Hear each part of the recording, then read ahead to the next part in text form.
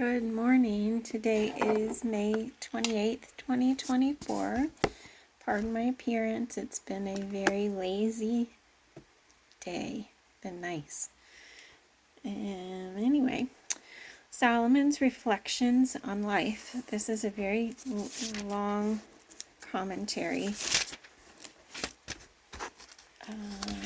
Okay.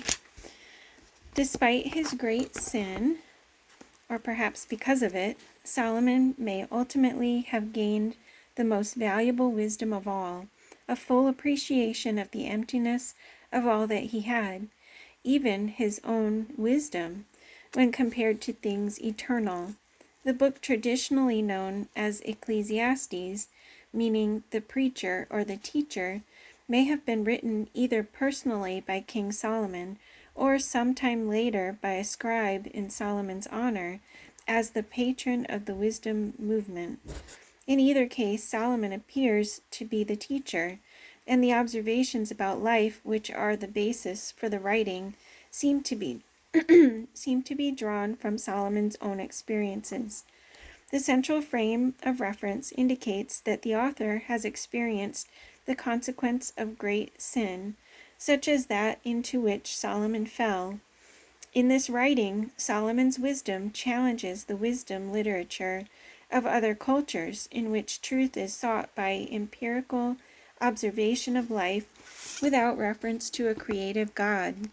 The premise of Solomon's wisdom is that only the creator of the universe can know the true needs of his creatures and provide for their ultimate fulfillment.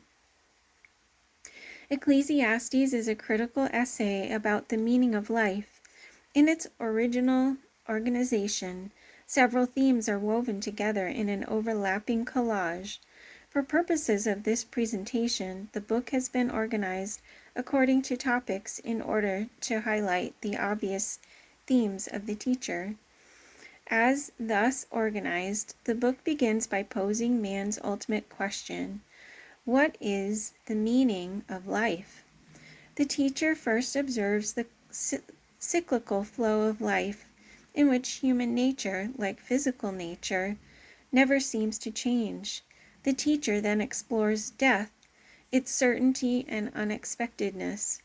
If Solomon is writing these reflections in his last years, it is not at all surprising that he confronts the issues of death. To Solomon, the fact of death brings home the transience of life and gives urgency to the ultimate question: what is life's meaning? When measured against eternity, the brevity of life makes it more important than ever to utilize the present time in the most meaningful way possible. The teacher then considers what there is in this life under the sun that has any real or lasting meaning, and his search is both unproductive and discouraging. None of the things in which man normally puts his trust for happiness and fulfillment can really achieve those goals. In the final analysis, such things as wealth, power, pleasure, popularity, and human wisdom are all sheer vanity, meaningless and empty. Human insight cannot give a clue as to what is meaningful. Only the wisdom which is from above can imbue one's life with lasting purpose. To illustrate the value of divine wisdom, the teacher then gives several proverbs and wise sayings of the type contained in the more complete book of Proverbs. In one of the most beautiful poems in the scriptures, the teacher shows that there is purpose and balance to all things, even in this present life. Just as there is a time to die, there is a time to live. Just as there is a time for sorrow, there is a time for joy. And every day, life takes on significance in the enjoyment of one's work and the happiness of human love.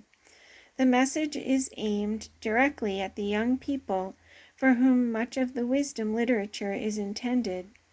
In conclusion, the teacher urges that all things find their fulfillment in acknowledging the Creator's purpose for mankind and in obeying His will. The Ecclesiastes, arranged topically, starting from Ecclesiastes 1:1, the search for meaning, the words of the teacher, son of David, king in Jerusalem. The ultimate question, meaningless, meaningless, says the teacher, utterly meaningless, everything is meaningless. What does man gain from all his labor, at which he toils under the sun? Generations come and generations go, but the earth remains forever. The sun rises and the sun sets and hurries back to where it rises. The wind blows to the south and turns to the north.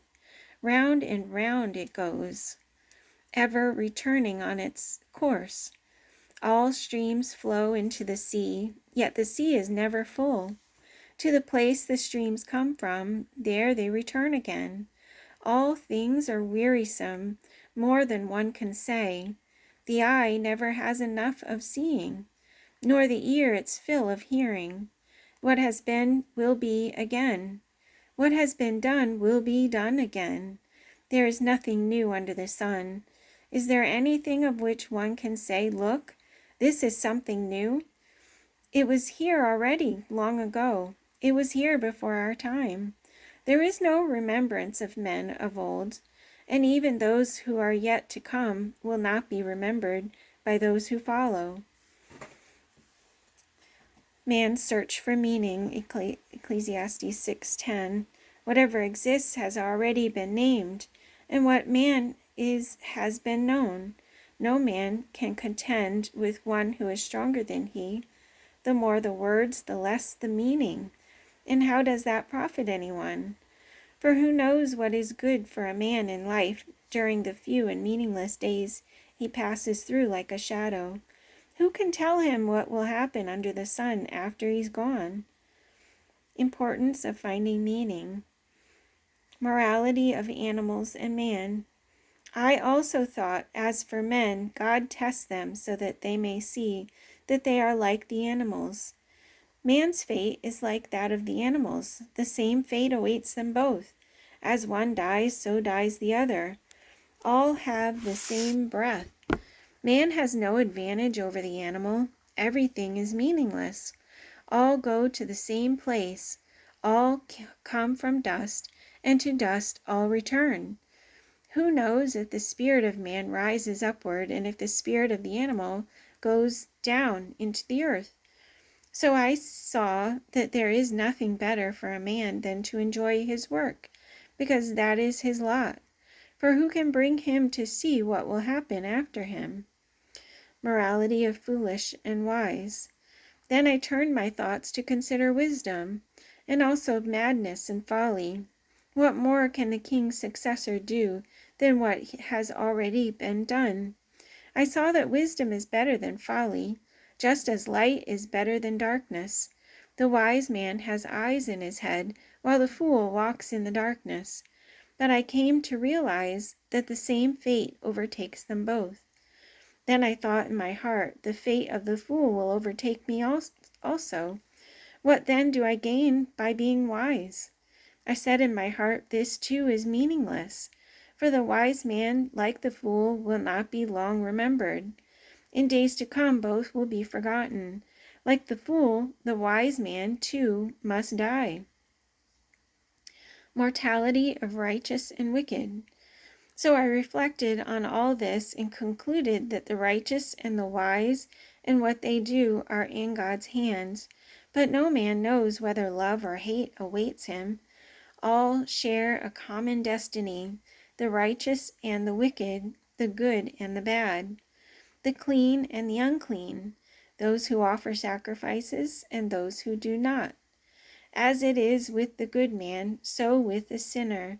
As it is with those who take oaths, so with those who are afraid to take them. This is the evil in everything that happens under the sun. The same destiny overtakes all. The hearts of men, moreover, are full of evil, and there is madness in their hearts while they live, and afterward they join the dead. Importance of the present. Anyone who is among the living has hope. Even a live dog is better off than a dead lion. For the living know that they will die, but the dead know nothing. They have no further reward, and even the memory of them is forgotten. Their love, their hate, and their jealousy have long since vanished. Never again will they have a part in anything that happens under the sun. Go, eat your food with gladness, and drink your wine with a joyful heart, for it is now that God favors what you do. Always be clothed in white, and always anoint your head with oil. Enjoy life with your wife, whom you love, all the days of this meaningless life that God has given you under the sun, all your meaningless days. For this is your lot in life, and in your toilsome labor under the sun. Whatever your hand finds to do, do it with all your might. For in the grave where you are going, there is neither working, nor planning, nor knowledge, nor wisdom. The unexpectancy of death. I have seen something else under the sun. The race is not to the swift, or the battle to the strong, nor does food come to the wise, or wealth to the brilliant, or favor to the learned. But time and chance happen to them all. Moreover, no man knows when his hour will come. As fish are caught in a cruel net, or birds are taken in a snare, so men are trapped by evil times that fall unexpectedly upon them. Life's meaning inscrutable. When I applied my mind to know wisdom and to observe man's labor on earth, his eyes not seeing sleep day or night, then I saw all that God has done. No one can comprehend what goes on under the sun. Despite all his efforts to search it out, man cannot discover its meaning. Even if a wise man claims he knows, he cannot really comprehend it. That's it. That's it for today. See you tomorrow. Have a great day.